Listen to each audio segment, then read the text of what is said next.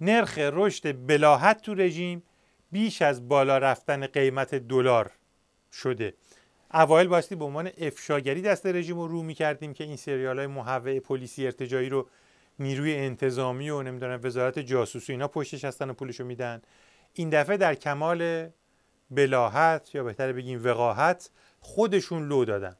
هر سال بالاخره در هفته نیرو انتظامی سریالی به این مناسبت پخش میشه، اما امسال یه خورده رنگ و لعاب کاره یه خورده متفاوت بود. درسته؟ شنیدید خودتون؟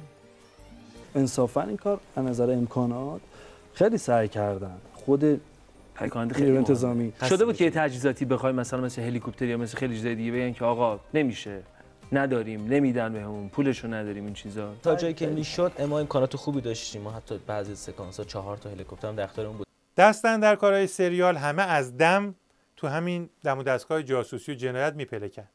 یکی از به اصطلاح هنرپیشه ها تو بین حرفاش یه جا بدجور همین داستان رو لو داد. مجرم که از اون ابله‌تر زیرش خط کشید. حالا نیروی انتظامی بیار و باقالی بار کن. دقیقاً خودم حالا اسم نمیبرم، رئیس یکی از آگاهی‌های تهران رو بارها تو عملیات دیدم خودم. تو اونجا چیکار می‌کردی؟ خب حالا دیگه دیدم بارها شخصا وارد میشه.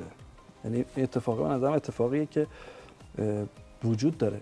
دستگل بعدی که به آب دادن یا بهتره بگیم دست چماق بعدی که از زیر لباساشون زد بیرون، سانسور بی حد و مرز تو رژیم بود که حتی همین مواجب بگیرای مفلوک خودش رو هم که پول گرفتن برای کاسلیسی و فیلم درست کردن برای نیروی انتظامی و اینها، حتی همین رو هم سانسور میکنه. این محدودیت بیشتره.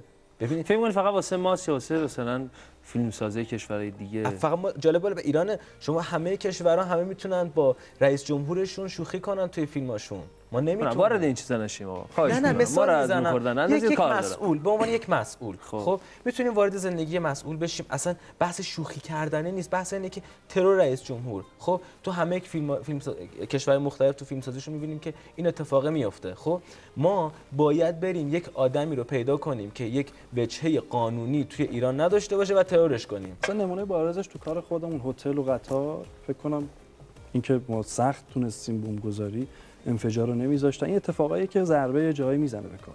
اگه اهل قصه نیستی ای که شادی شده با